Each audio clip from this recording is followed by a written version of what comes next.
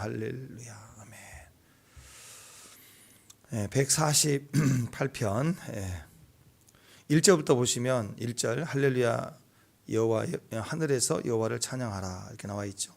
하나님을 찬양한다 이렇게 시작을 하고 있습니다. 근데 하나님을 찬양한다는 게 하늘에서부터 시작이 되죠. 그리고 온 지금 이 2절 3절 4절 쭉 보면은 이 하나님을 찬양한다는 의미가 어떤 것인지 이렇게 표현을 하고 있습니다. 시작은 하나님입니다. 하늘에서. 우리의 복음은 어떤 사람이 이렇게 살면 안 되겠다, 이렇게 살아야 맞는 거구나, 이렇게 어떤 구도자적인 의미를 부여할 때, 그래서 그것이 종교가 되고 이렇게 사는 게 맞는 거다 이렇게 해서 종교 창시자가 있고 그렇게 이제 확대되어져 가죠. 근데 모든 종교는 창시자가 있는데 우리가 믿는 하나님은 창시자가 없어요. 구약에서도 태초에 하나님부터 시작했고, 그리고 예수님이 창시자가 아니죠. 하나님의 아들로 오셨고, 그래서 그렇죠. 어떤 일이 있을 때 사실 자녀가 부모를 향하는 마음보다는 부모가 자녀에 향하는 마음이 훨씬 더 큽니다. 그래서 부모가 먼저 달려오는 거예요. 모든 종교는 사람이 달려가지만 우리는 무지하고 어리석고 우리 방식으로만 이해하려고 하죠. 그러나 부모는 자녀를 향하여 달려오죠. 더 많은 경험과 힘과 지혜를 가지고 있습니다. 마찬가지입니다. 하나님이 우리를 찾아오시는 것이 복음이에요. 우리는 하나님을 향해 가는 사람들이 맞지만 좀 틀려요. 먼저는 근원은 하나님이세요. 하나님. 그래서 내 방식이 아니라 그분이 우리를 찾아오는 방식으로 가는 거예요. 그분의 형상을 따라 사는 거예요. 내가 옳은 대로 가는 게 아니라, 우리의 옳음을 정해서 가는 게 아니라, 우리가 막 벽돌 쌓기에서 올라가는 게 아니라 하나님이 찾아오신 거라, 보여주시다, 계시다, 복을 받아라, 은혜로 시작한다. 전부 시작입니다. 하나님이십니다. 하늘에서 여호와를 찬양한다. 찬양 어디서부터 시작되냐면 하늘에서부터 시작되는 거예요. 높은 데서부터 그를 찬양해요. 자, 그런데 이 찬양한다는 의미가 어떤 것이냐? 2절에 보면 2절부터 쭉 이제 나오는데, 2절에서 어떻게 나왔냐면 2절 한번 읽습니다. 2절 시작. 그의 모든 천사여 찬양하며 모든 군대여 그를 찬양하라. 천군 천사들 찬양하라. 이해가 되죠. 하늘에서부터 시작되는데 천군 천사부터 찬양을 하라. 맞아요. 우주의 태초에 하나님이, 성삼위 하나님이 계시고 하나님이 창조하실 때 하나님 보좌에는 찬양이 가득 찼죠. 우리가 찬양한 게 아니라 원래 찬양이 가득 찼어요. 왜? 찬양하는 천사들, 거기에 루시퍼라는 찬양 대장이 있었어요. 여기에 반역을 하고 마귀가 되고 떨어지고 막 이렇게 쫓겨났지만 지금도 여전히 하나님의 보좌는 찬양으로 가득 차 있습니다. 찬양이 원래 보좌에서부터 있었어요. 그게 우리에게 흘러나. 원래 춤은요, 원래 노래는요, 모든 악기들은요, 원래 하나님을 찬양하도록 시작된 거예요. 근데 그게 이제 하나님 빠지니까 음악의 멜로디의 즐거움, 춤의 즐거움, 이게 우리의 흐름으로 들어와서 타락적이고 문화적이고 이렇게 만들어져 있지만, 원래 모든 춤은 하나님을 찬양하는, 모든 찬양, 모든 노래는, 모든 시는 다 하나님을 찬양하는 거예요. 그러니까 시작은 하나님이셨다 그 얘기입니다. 그러니까 천군 천사를 찬양하라. 천군 천사들이요 하나님을 찬양하라. 맞는 겁니다. 근데 3절에 넘어오면, 자 3절 시작. 해와 달과 그를 찬양하며 밝은 별들아 다 그를 찬양하라.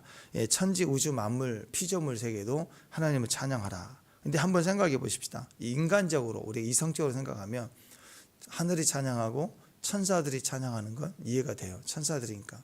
근데 무생물들, 피조물, 해, 달, 별들이 인격이 없는데 별들이 찬양을 한다? 이게 무슨 느낌이지? 생각할 수 있죠. 8절 9절 보더라도요, 무생물이 찬양하는 게 계속 나와요. 무생물, 불, 우박, 눈, 안개, 광풍, 산들, 작은 산, 과수, 모든 백향목, 이 무생물의 찬양을 계속 나옵니다. 찬양하라는 거예요. 오해하지 말 것은요, 우리가 뭐 그런 용어는 없지만 어떤 사람들이 뭐 대물 방언 뭐 이런 얘기를 해요. 대물 방언이라고.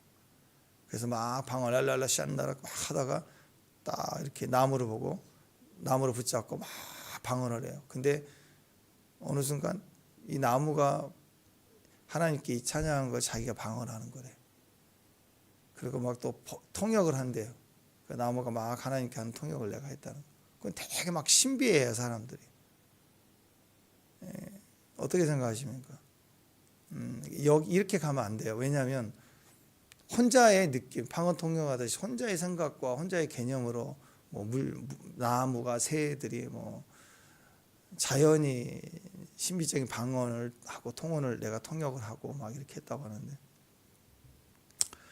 여러분 방언은요, 내 영이, 우리의 영이 말하게 하심을 따라 성령이 우리에게 말하게 하심을 따라 영으로 그 비밀을 말한다 그랬어요. 방언의 은사의 특징이 하나 있습니다. 아주 특별한 독특한 특징이 하나 있습니다. 그것은 방언은 자기의 덕을 세운다 그랬어요. 다른 은사들은 자기 덕을 세운 게 아니에요. 뭐 신유의 은사, 예언의 은사 전부 교회의 덕을 세우고 다른 사람을 위해서 덕을 세우기 위해서, 유익하기 위해서 쓰는 거고, 방언은 자기를 위해서만 쓰는 거예요. 성경에 이렇게 나와 있어요. 그래서 방언을 충분히 얘기해서 내가 배터리가 충만하듯이 충분히 내가 성숙해지고 충분히 위로를 받고 내가 힘을 얻으면 자기가 이미 배가 불러있는 상태이기 때문에 뭐 산의 진미를 줘도 먹겠어요? 배가 불러서 못 먹는 거죠. 그러니까 나머지 은사들은 다 남을 위해서 쓸 수 있는 거예요. 근데 이게 이제 거꾸로 되거든요. 막 신유 뭐 예언을 한다고 하면서 다 자기 유익을 취해요. 다 기도해주고 돈 받고 뭐 이렇게 해서 막 이제 자기 이름을 알리고, 이거 굉장히 위험하거든요. 그리고 방언을 또 반들에 남의 방언을 막 통역해 준다고 그러고 뭐 한다고 그러고 또 대모를 한다고, 이거 다 균형이 바뀐 거예요. 그러니까 하나님의 말씀과 은혜를 뜻할 때는요, 그 문장 하나, 문구 하나, 현상 하나가 중요한 게 아니라 길게 봐야 돼요. 멀리 봐야 된다. 회개하는 거 중요합니다. 근데 회개 운동이 되면, 기독교 안에 회개 운동 합시다 하고 막 회개가 변화된다, 회개 운동, 회개 사역 이렇게 강조되면 이제 본질이 바뀔 수가 있어요. 회개란 이름이 하나님 앞에 죄를 회개하고 돌이키는데, 스스로의 방향 설정과 믿음으로 나오지 않고 이걸 막 운동화시키면요, 이게 남을 정죄하는, 그리고 그렇지 않으면, 회개 안 하면 다른 사역하거나 회개 사역에 집중되지 않으면 잘못된 사역인 것처럼 오해를 줄 수가 있습니다. 그래서 우리가 항상 생각할 것은 하나님의 그 원래 본심의 마음의 흐름이 무엇인가, 방언은 무슨 은사인가, 예언은 어떤 은사, 이런 것들을 우리가 기준으로 본다면 벌써 이거 왜 해요? 이거 할 의미가 없어요. 이거 나무를 위해서 또 아니고, 또 방언 통역이라는 것도 그래. 어떤 사람은 내가 방언 통역을 한다 그러니까 막 기도해봐, 내가 방언 통역, 기도해봐, 내가 이런 식으로 자기가 줬다 뺐다 뭐 스위치를 켰다 껐다 하는 식으로 자꾸 하면 안 돼요. 방언 통역 사역을 하면 안 되는 거예요. 이렇게 이제 자기가 특별한 예언적 능력이 있는 것처럼 하다가 이상해지는 사람들을 보게 되는 거죠. 그러니까 여러분, 여기서 얘기하는 건 바로 하나님에 대한 본질입니다. 본 뜻이 무엇인가, 왜 이 은사를 주셨는가. 그래서 방언이라는 것은 전적으로 우리 자신의 덕을 세운다. 충분히 덕을 세워. 그래서 여러분, 무슨 일 있으면 방언해야 돼요. 위로받고 싶습니까? 사람이 아니에요. 하나님 앞에 가서 엎드려 통곡하고 방언을 해야 돼. 내 영이 단단해지도록. 사람에게 위로받지 말고, 사람에게 도움받으려고 하지 말고, 하나님만이 우리 도움이시다 계속 나오죠. 고난 중에 찬양하고 기도하는 거 전부 영으로 찬양에 들어가는 거예요. 내가 그래서 단단해져, 폭발 직전으로 내 영이 단단해져, 감정을 다 박살을 내고, 느낌과 생각을 박살내고, 답답함도 우겨싸움도 박살을 내고, 내 영이 단단해져 나와야 돼요. 그 다음에 현장이에요. 현장. 방언 인사가 그렇게 중요한 것입니다. 마찬가지입니다. 하나님을 찬양하라. 2절에 보니까 천군 천사를 찬양하라. 맞아요. 그런데 그 너머에 뭐가 나오냐? 해와 달과 또 8절 9절 뭐 불, 우박, 안개, 광풍, 산들. 자, 이 무생물에 대한 영역이 나와. 무생물 보고 찬양하라. 그것은 이렇게 뭐 무생물도 뭐 영의 찬양을 한다, 그런 개념이 아니고요. 우리의 관여할 수 있는 영역이 아니에요. 주권적인 하나님의 피조물 세계에 역사하는 하나님의 뜻과 의미가 있어요. 과학적으로도 이 식물에다가 이게 센서를 달아가지고 실험을 한 거죠. 이렇게 막 나이타를 켜고 막 가위를 막 가지고 움직이면서 널 잘라버릴 거야, 널 베버리겠어 막 말을 하고 이렇게 한 사람, 그러면 얘가 막 그래프를 막 급해갖고 이렇게 스트레스 받은 그래프를 만들어내는. 근데 와가지고 물을 주고 너 괜찮니 얘기해주고 음악을 틀어주니까 편안해지는 거야. 그러면 일주일 뒤에 그 사람을 지나가게 했는데요, 그래프가 변화를 받는 거야. 얘가 기억을 하고 있네, 식물도. 그 사람 올 때는 평안해지고 그 막 난잡하게 했던 사람이 오니까 막 벌써 근처에 오니까 막 이렇게 얘가 막 정신을 못 차리고 막 그래프가 나오고. 그리고 그 그래프가 나올 때 그 카이스트에선가 그 형제들이 했던 것도 보니까 이 그래프가 나오는 그 반응 전기 신호를 가지고 모형 모터에다가 로봇 모형 모터에다가 가짜 칼이지만 이걸 딱 지어넣어서 이 움직이는 만큼 이게 격렬하게 반응하도록 만들어놨대. 그 사람 가까이 오니까 막 칼질을 하는 거 오지 말라고 해도 기억을 하는 거예요. 그래서 대관령이나 이런 데 보면은 그 소 키우신 분, 젖소 키우는 분들도 그래서 클래식 음악을 틀어주는 거예요. 이게 락 음악이나 헤비메탈을 틀어주면 난리 난대요. 잠도 못 자고 불안해하는데 클래식을 틀어주면 이 소들도 젖도 많이 생산되고 안정을 얻는다는 거죠. 영향을 받아요. 음악과 여러 상황에 대해서 식물도 동물도 반응한다는 거예요. 그렇다고 해서 그것은 하나님의 주권과 생물들이 반응할 수 있도록 느껴지는 감각들이 있죠. 우리가 모르는 더 초감각들이 있잖아요. 뭐 쥐라든지 뭐 사자라든지 독수리라든지 우리가 모르는 초감각이 있다고, 더 깊고 세밀하고 멀리 있는 걸 볼 수 있고 느낄 수 있는 거 있잖아요. 그렇다고 해서 그걸 우리가 그 영역을 내가 영적 존재로서 내가 방언한다고 은사가 있다고 그걸 우리가 이렇게 그 영역을 넘어서서 대신하거나 뭘 할 수 있는 영역이 절대 아니라고. 그냥 고유한 피조 세계는 고유한 그들의 감각을 하나님 주신 것처럼 그들 나름대로 하나님을 찬양하죠. 그렇지만 내가 이런 은사의 영역을 여기다 근거로 삼아서 우리가 그것을 나의 것으로 가르치거나 내가 어떤 것을 이익을 얻으면 절대 안 되는 거예요. 그런 의도에서 이 해와 달과 별, 광풍 우리는 모르지만 어떤 식으로든 그들도 하나님의 영역에서 그를 찬양하도록 선포되고 있다는 건 맞다라는 거죠. 이 말은 또 우리에게 어떤 의미를 주고 있냐면 이 무생물들아 찬양하라 이 뜻은요, 피조물을 우리에게 대한 메시지예요. 사람들아 인간들아 내 백성아 피조물들을 경배하지 마라, 피조물들을 숭배하지 말라는 메시지예요. 우리는 하나님을 찬양해야 되고 피조물도 하나님을 찬양하는 거죠. 그런데 우리는 자연물의 위대한 피조세계의 위대한 힘을 느끼면 자꾸 그 피조물들을 찬양하려고 해요. 그게 우상숭배죠. 이걸 구분해 본다면 하나님을 찬양하는 걸 우리는 예배라고 그래요. 하나님을 찬양하는 거. 그런데 하나님이 아닌 것들을 찬양하는 것을 숭배라고 그래요. 숭배. 그래서 나쁜 거예요. 숭배는 나쁜 거예요. 절대로 숭배는 영적인 단어가 아닙니다. 숭배는 우상 숭배예요. 우상, 이미지를 숭배하는 거예요. 자, 대통령 앞에 막 꼭 숭배하듯 어떤 사람 막 너무 존경합니다. 존경할 수 있죠. 우리는 모두가 다 스승과 같은 거 아니에요. 그죠? 어린아이를 보고도 배우고 심지어로 반면교사라고 해요. 악인의 멸망을 보고도 반면교사로 삼을 수가 있어요. 그러니까 그런 의미에서 우리가 존경할 수도 있겠죠. 그러나 막 비나이다 숭배하듯 존경하고 어떤 사람 막 줄줄줄 쫓아다니고 어떤 사람이 이렇게 노래하고 멋진 가수가 있다 그러면 진짜 잘한다. 근데 어떻게 내 마음을 울릴까?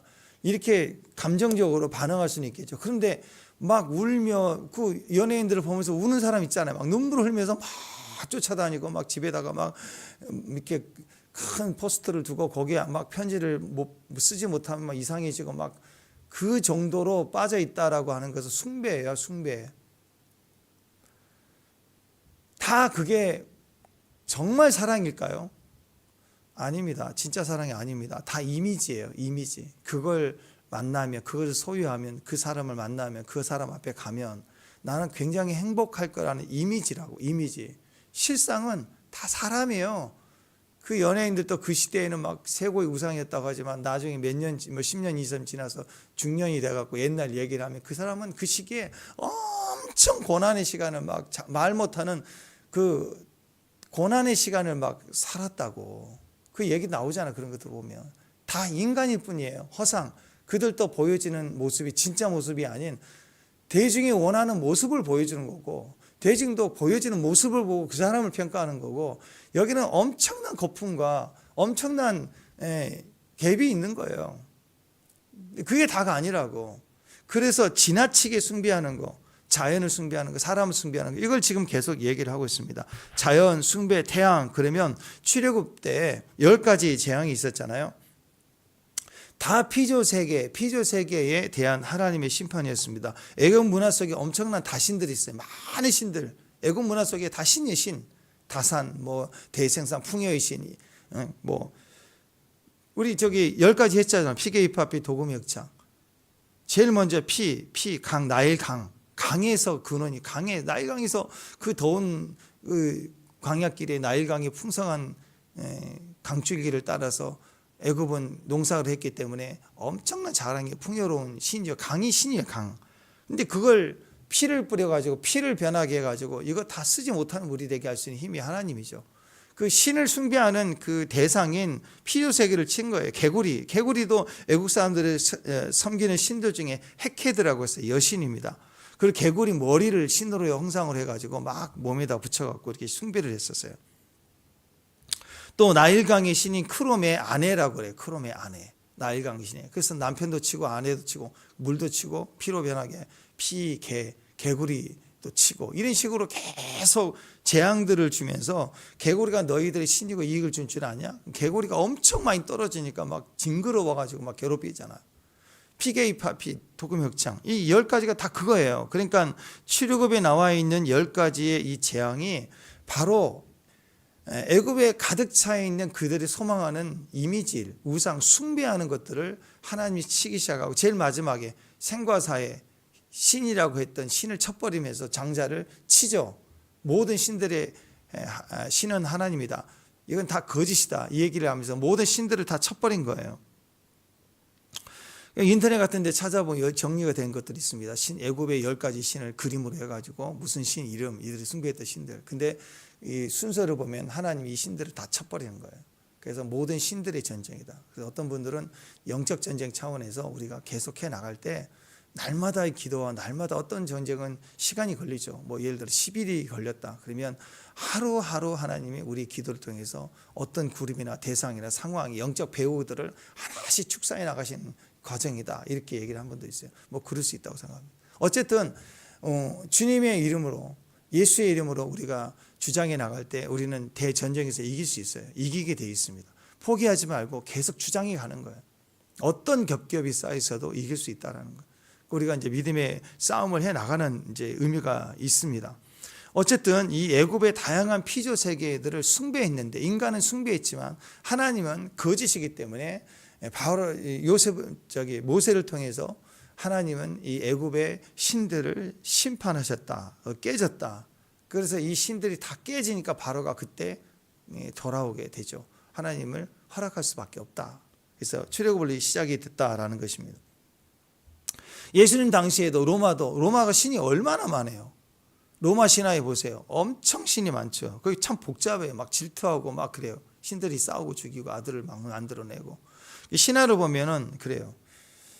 오직 하나님만이 참신이라는 거예요. 결과적으로 메시지는. 그 말은 하나님만을 예비하라. 절대로 피조세계를 숭배하지 말라. 숭배하지 말라. 자유는 하나님께서 다스리라고 우리에게 주신 것이지 숭배의 대상이 절대 아니다. 그러니까 우리가 멋진 그런 세계 명소에 가면은 멋진 광경을 보면 가슴이 웅장해질 수도 있잖아요. 그럴 때 야, 참 아름답다. 야, 멋있다. 그러면 되는 거지. 그 앞에서 주 하나님 지으신 모든 세계 그러면 되는 거지.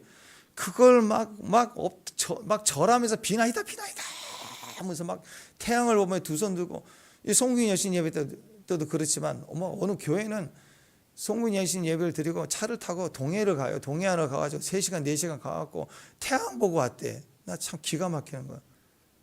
그 태양을 보고 뭐해요? 기도한대. 이게 다 어떤 마음이에요?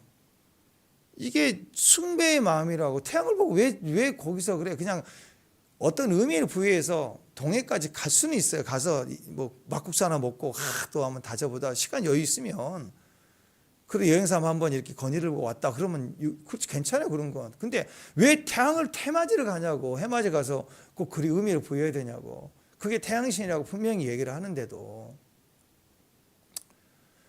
왜 거기다 숭배의 마음을 갖냐고. 거기서 그렇게 태양 보고 기도하면 대단한 거야. 아니 성군 여신 예배를 드렸잖아요. 끝인 거예요. 나머지는 우리끼리 시간이 나면 산에 갈 수도 있고 찜질방에 가도 되고 집에 가서 같이 가족들이 잠자도 되고 라면 끓여 먹어도 되는 거고. 뭐 캠핑 좋아하면 뭐 강원도까지 갑니까? 여기 어디 캠핑장 오토 캠핑장 가가지고 텐트에서 가족끼리 뭐 라면 하나 끓여 먹고 가도 되고 괜찮아요. 그건 상관없어요. 아니면 정 안 되면 여기 24시간 하는 맥도날드 가가지고 앉아서 햄버거 먹고 오든지 그것도 괜찮은데 거기는 가지 마세요. 왜냐하면 엄청 줄 서서 맥도날드 24시간 엄청 줄 서서 들어가지도 못해요. 연말 때마다 그러더라고. 근데 그렇게 그 어떤 숭배적 의미를 꼭 기독교인들도 발휘하는 사람들이 있다고. 사진 찍고 막 태양을 바라보고 기도했대. 이건 여러분 우리가 엄청나게 종교성이 우리 안에서 나오는 거예요. 숭배의 의미. 교회도 마찬가지입니다. 교회 건물이면 되는데 교회 건물이 십자가를 엄청 크게 해서 뭐 상징적인 것도 있을 수 있다고 봐요. 그러나 그렇게 해놓으면 사람들이 십자가를 얼마짜리를 해놨다. 그게 뭐가 중요해요? 사람들이 지나가면서 십자가 보면서 막 경외함을 가지려고 그래. 그것도 잘못된 거예요. 어떤 것인지 상징을 하고 그것을 내 안에서 숭배하려는 마음을 주려고 하는 건 절대로 잘못된 겁니다. 여기서 얘기하는 그거예요. 아름답다 그러면 아름다운 거 감탄하고 하나님 이렇게 하셨구나 하면 얼마나 좋아요. 그런데 거기다 절하고 비나이다 하고 막 뭘 던져 동전도 던지고 중국 사람들은 뭐 비행기 타면서 비행기에다가도 그 엔진에다가 동전 넣어갖고 난리 나고 그러잖아요. 그걸 막 던지지 말라고 던져 이렇게. 그런 의도가 다 복이죠. 복. 내가 복 받는다 생각하는 거예요. 우리는 그 복이 아니에요. 하나님을 경외하는 것이 복이라고. 시편에 복 있는 사람 말씀에 있잖아요. 말씀을 묵상하는 게 복이라고 하잖아요. 숭배하는 게 아니라고. 새해가 되면 이거 조심해야 됩니다. 어떤 식으로 종교심이 우리 안에서 뒤섞여 갖고 어떤 우리에게 이미지를 만들어내기 때문에 그래요. 엄청 커요. 엄청 크면 야 크다 그러면 되는 건데 거기다가 막 막걸리 부어대면서 북치고 숭배하면서 막 춤추고 막 그 쓸데없는 돌을 막 싸. 돌을 막 싸다가 이만큼 싸다가 더 큰 돌 싸. 어떤 분은 저 만이산 그거 올라가면 돌 많이 쌓았거든요. 그러면 돌을 막 조그만 돌 톱 20cm, 뭐 저 20cm, 30cm, 1m짜리도 있고 어떤 건 한 2, 3m짜리 사람들 많이 쌓았겠죠. 그럼 어떤 사람은 그 제일 높은 데 한 5m, 6m 될 만한 큰 쌓은 데 가서 또 이렇게 막 피라고 그렇게 올라간 사람들 등산 중에 자꾸 큰데 센데 뭐 그런데 가가지고 막 북치고 막 울면서 막걸리 부어대고 막 그렇게 하는 거예요. 그냥 크다 그러면 크고 야 누가 쌌네 그러면서 그런 거고 그걸 자기식으로 숭배한다는 거죠. 마귀의 전략은 뭐냐면 자기를 절대 마귀는 드러내지 않아요. 그러니까 가짜 그래요. 사기꾼 같아요. 진짜는 절대 안 가르쳐요. 그리고 가짜를 드러내요. 가짜로 화려하고 모금직스럽고 보암직스럽고 그걸 말하면서 하나님께 드려야 할 영광을 뺏는 거예요. 이해가 되시죠? 하나님께 드려야 될 것들을 뺏는 거라고. 진짜가 아니에요. 지가 스스로 영광이 있으면 자기 영광을 취하면 돼. 하나님은 본체가 영광이세요. 그분에게서 영광이 나오는 거예요. 근데 마귀는 자기 영광이 없으니까 뺏는 거라고, 속이는 거라고. 그래서 여러분 어제도 용서에 대한 얘기도 있지만 용서도 마찬가지예요. 내가 용서하지 않으면 어디에 왜 용서가 안 될까요? 내가 옳고 억울하고 상대가 너무 나에게 잘못했고 나는 억울한 거예요. 그것만 붙들고 있으니까 용서가 안 되는 거라고. 그러면 어떤 일을 보면 나는 옳아요. 근데 막혀버리는 거예요. 영광을 뺏기는 하나님께 들어줘야 될 시간을 다 뺏는 거예요. 우리는 앞으로 과거에 어떤 억울함도 있어도 그걸 빨리 정리해버려야 오늘 100% 하나님이 주신 은혜를 맛보고 지금 있는 현장에서 더 누려야 될 감정, 더 누려야 될 은혜, 생각, 아이디어, 또 은사, 이 모든 것을 경험하고 가야 될 시간들을 뺏기는 거라고. 하나님께 영광이 될 시간들을 뺏기는 거라고. 더 이상 과거로 우리가 연이어서 새해로 들어가면 절대 안 되는 겁니다. 그래서 피조세계에 뺏기지 말라. 마귀는 꼭 피조세계 아름답고 크고 위대한 거 보여주면서 우리를 하나님께 들어갈 영광을 뺏는 거예요. 자연을 숭배하지 말라는 거예요. 왜? 자연에게 하나님이 하나님을 찬양하라고 명령하셨어요. 왜? 그들은 하나님이 찬양하도록 피조세계도 고대하고 기다리고 있죠. 하나님의 아들들이 나타나기를. 그래서 하나님을 찬양하는 모습으로 그들에게 지음심을 받은 게 있는데 우리는 그 자연을 막 숭배하면 뺏기는 거라고. 자연의 위대함, 큰 지혜 같아 보이는 거, 인간보다 초월적인 어떤 감각들, 규모들을 볼 때 우리는 하나님의 지혜로움을 보고 인식할 수 있어야지 그것을 절대적 힘이라고 생각해서 우리가 숭배하면 절대 안 된다는 거예요. 골로새서 3장 5절에서도요. 그러므로 땅에 있는 지체를 죽이라. 곧 음란과 부정과 사욕과 악한 정욕과 탐심이니 탐심은 곧 우상 숭배니라. 이렇게 얘기해요. 탐심. 그러니까 왜 우상 숭배를 하죠? 왜 자연의 그 거대한 바위를 보면서 또 거친 바람을 신이라고 이렇게 얘기를 할까요? 왜 그래요? 다 자기가 그렇게 되고 싶은 거예요. 바람이 강한 힘을 나도 갖고 싶은 거예요. 거대한 바위의 그 듬직함과 힘, 나도 그렇게 요동하지 않은 바위처럼 내가 단단하고 강한 자가 되고 싶은 거야. 그래서 바위신을 부른 거야. 우상 숭배는 다 그래요. 자기 탐심이에요. 탐심의 반영이에요. 이미지예요. 이미지. 그럴 것 같은 거예요.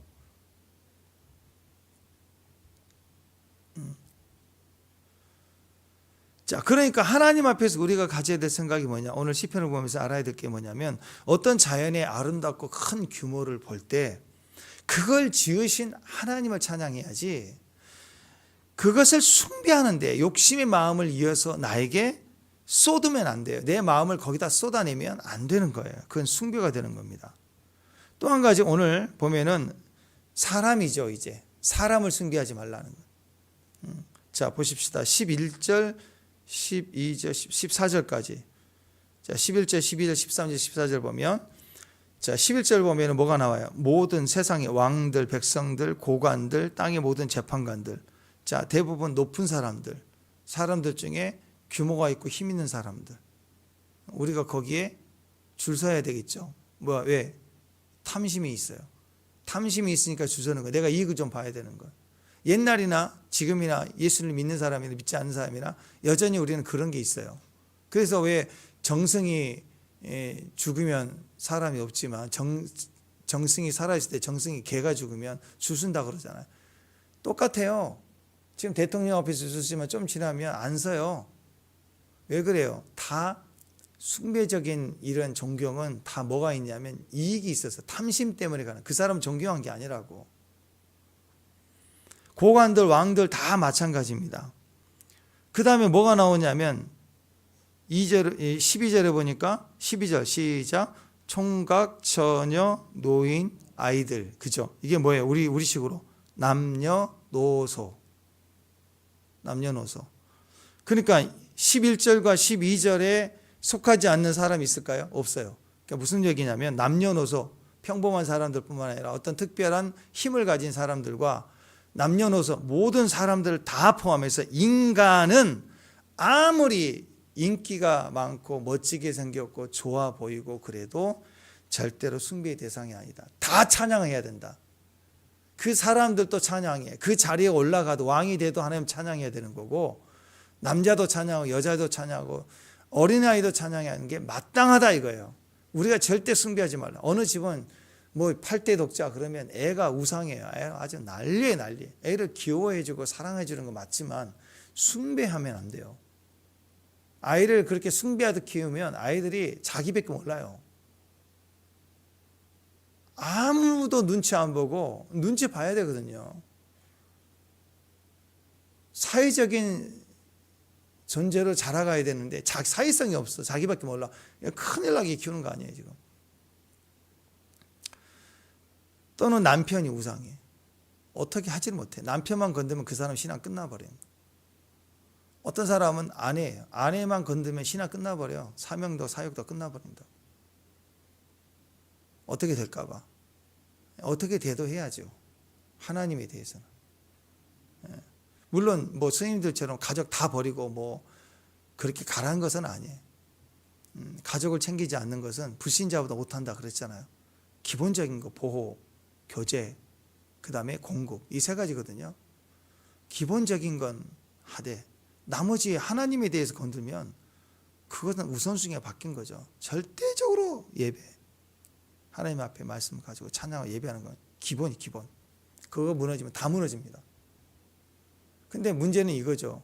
하나님이라고 하면서 다 팽개쳐버리고 생각도 없이 가버리고 이런 거. 또 마찬가지입니다. 그냥 그것만 자기 아내를, 자기 남편을, 자기 아이를 숭배하다 하니까 그것만 건드면 예배고 뭐고 다 무너져 버리는 거.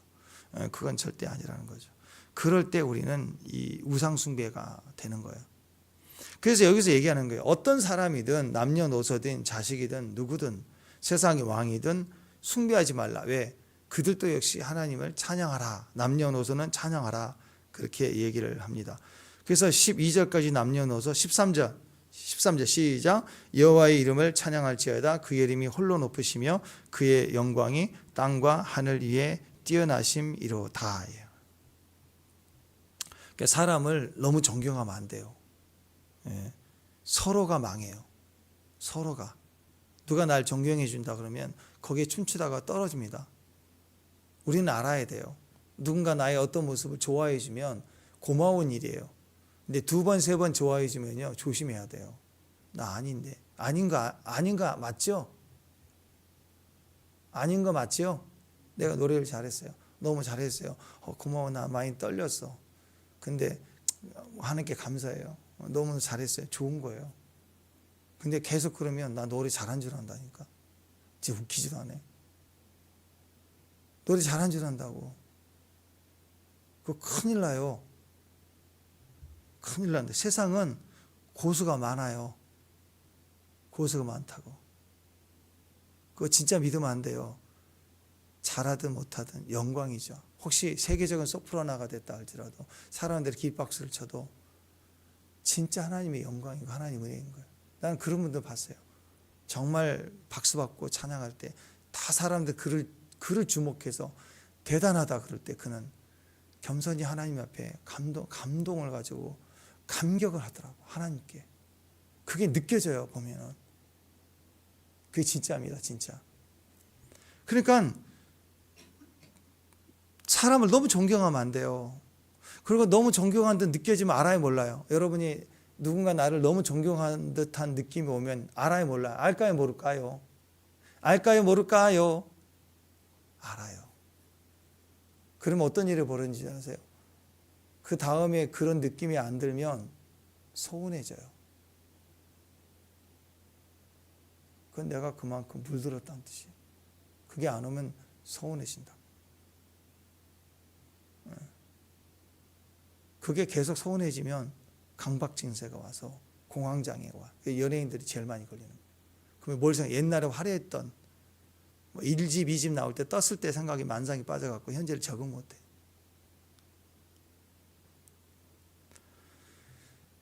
우리 교회가 정말, 나는 어제 이 말씀을 읽으면서 이 부분을 생각하면서 나 너무 우리 교회가 정말 좋은 교회인 이유 중에 하나가 있습니다.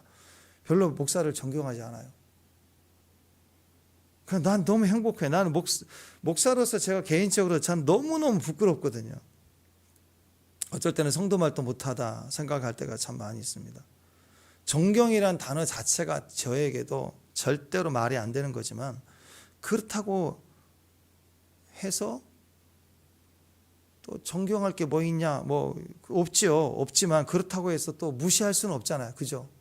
난 그래서 저는 여러분이 저를 무시해 주지 않아서 너무 감사해요. 목사로서 여러분, 제가 지금까지 오면서 제일 힘든 게 뭐냐? 무시당할 때예요. 난 바라는 게 그거예요. 무시하지 않았으면 좋겠다. 그래서 정말 그래요. 정말 필요한 이야기예요. 정말 필요한 얘기인데 이거 얘기하면 어떻게 될 거 뻔히 알면서도 해야 될 때 그걸 받아주는 사람들이 있다고. 근데 어떤 분들은 정말 이 모양 저 모양으로 정말 따뜻하게 했거든요. 따뜻하게 했는데 돈 얘기했다고 사라지고 막 이럴 때 무시당한 거예요. 정말 무시당해요. 근데 그건 뭐 제가 안고 갈 문제고. 근데 제일 좋은 것은 뭐냐면 너무 존경해 하는 건 심각해지는 문제예요. 여러분 대형교회 목사님 다 그런 건 아니지만 그렇게 상황이 되게 돼 있어요. 대형교회 목사가 되면요 많은 사람들을 존경해 주는데 담임 목사님 한번 만나기가 어렵잖아요. 만날 수가 없어요. 심지어는 그 교회가 크면 뭐 크기를 떠나서 그 교회 일반 그 전도사들도 담임 목사님 못 만나요. 그렇다고. 그러니까 어떤 일이 벌어지냐면 한 번 만나고 한 번 기도받기가 너무 어려운 거예요. 그러니까 너무 존경하는 것이 이미지로 돼 있어요. 그래서 막 너무너무 어려운 거예요. 그래서 예전에 우리 남목사님 그런 얘기했지만 옛날 그 대형교회에 있을 때는 화장실에서 혹시 마주치면 입구에서 마주쳐도 뭐 개탄 날같이 좋아하고 막 그랬다. 아니, 담임 목사 만나기 그렇게 어려우니까. 근데 그것이 나쁜 것은 아닌 거지만 나쁜 거예요. 왜 그렇게 이미지가 돼버리면.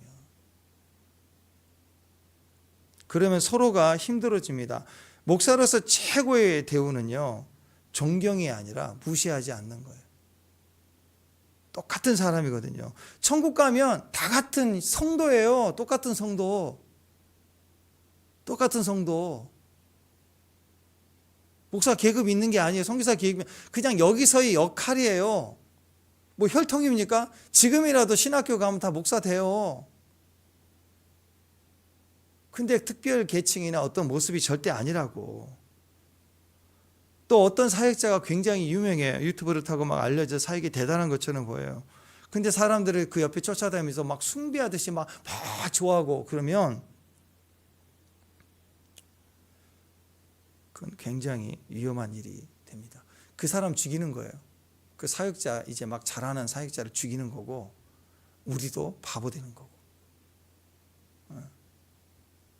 심지어 예수님은 하나님이셨지만 사람들이 주목할 때 예수님은 어떻게 했어요? 막 도망가잖아. 강 건너편으로 가버리시잖아요. 그러니까 강 건너로 막 쫓아와 사람들이. 또 사람들은 쫓아와도 주님은 피했다고. 그분은 존경받기 합당한 분이시만 도망가셨다고. 자기 이름을 내걸지 않았다고. 때가 이렇게까지.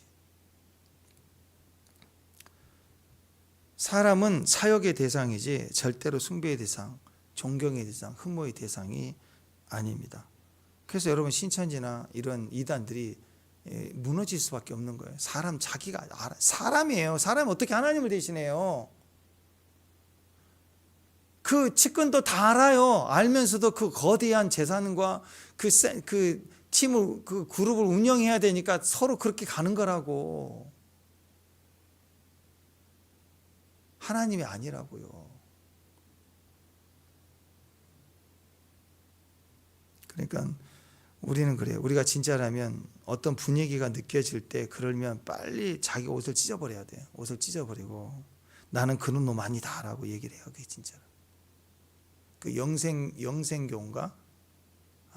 역곡에 옛날에 있었던 그 막 그 신이슬 막 해가지고 그 초 누구던데 그 사람이 그 교주 해갖고 잡혔잖아. 신비적 능력 있다고 막 해서 들어갔다고. 근데 그 사람이 들어가가지고 교도소 들어가면서 그 인터뷰한 거 보니까 아주 오래전이에요. 근데 그 인터뷰한 걸 TV에서 봤는데 뭐라고 하냐. 나는 하나님이 아니라는 거예요. 근데 같이 지금 있는 사람들이 다 나를 하나님으로 해갖고 우리가 같이 먹었는데 왜 나만 들어가냐고 이러고 해서 들어갔다고.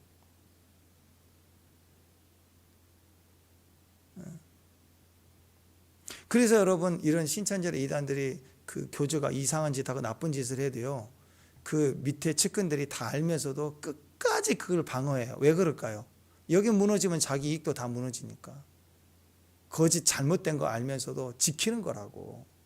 그 사람을 숭배하는 게 아니라 돈을 숭배하니까.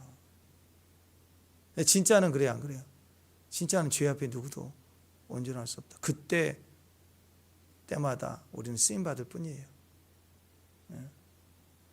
사람은 사랑의 대상입니다. 누구든지 다 사랑의 대상이에요. 부모는 자녀를 사랑해야 돼요. 숭배가 아니라 자녀도 부모를 숭배하면 안 돼요. 효도라는 것은 존중해 주는 거예요. 사랑의 대상이에요. 서로 사랑의 대상일 뿐이에요.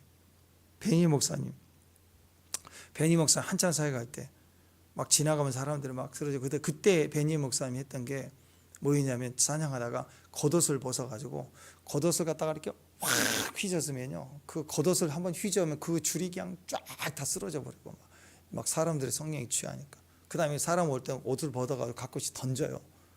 옷을 던지니까 사람들이 막 쓰러지고.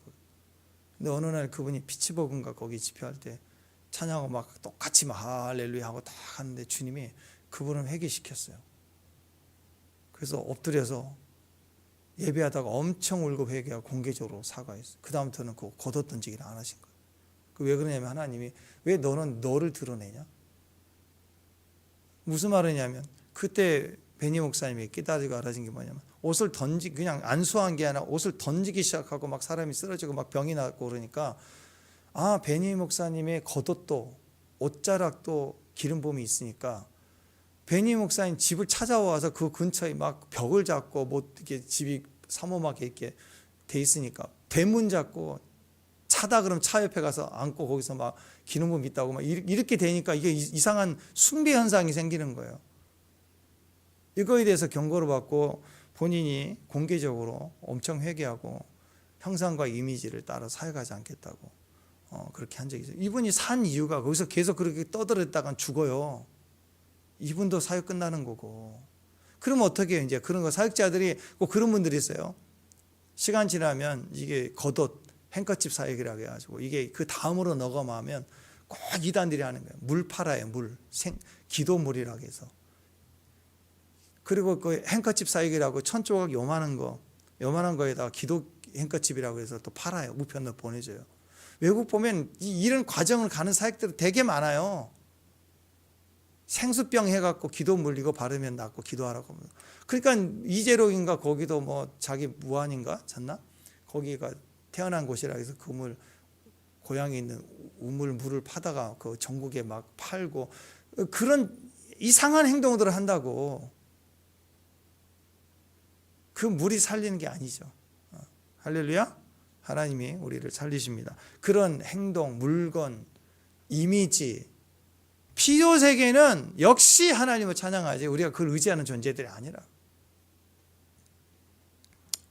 사람을 절대 숭배하지 말라. 하나님만을 숭배하라. 사도행전 14장에 보면은요, 바울이 루스드라에서 발을 못 쓰는 사람, 남에서부터 발을 못 쓰는 선천적인 안진병이가 있는데 고쳐버렸어요. 이렇게 적었어요. 그랬더니 루스다 사람들은 뭐라고 그래? 신들의 형상이다. 신들이 사람의 형상으로 내려왔다. 그리고 막 바나바를 제우스, 그리고 바울을 갖다가 헤르메스 뭐 이래가지고 제우스 신당의 제사장들이, 무당들이 막 신들이 왔다고 해가지고 막 화환을 들고 오고 막 소를 끌고 와서 제사를 드린다고 막 그럴 때 바울이 뭐라고 그랬어요? 이 두 사도가 어떻게 행동했냐? 사도행전 14장 14절 15절 보면 이렇게 얘기합니다. 두 사도가 바울이 듣고 옷을 찢고 무리 가운데 들어가 소리를 질러 이르되, 여러분들이여 어찌하여 이런 일을 하느냐? 우리도 여러분과 같은 성정을 가진 사람들이라. 여러분에게 복음을 전하는 것은 이런 헛된 일을 버리고 천지와 바다와 그 가운데 만물을 지으시고 살아계신 하나님께로 돌아오게 함이라. 누군가 조금 어떤 이미지가 오면 찢어버려야 돼요.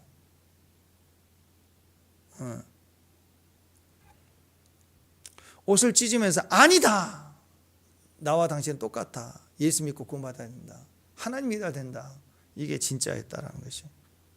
그러니까 여러분,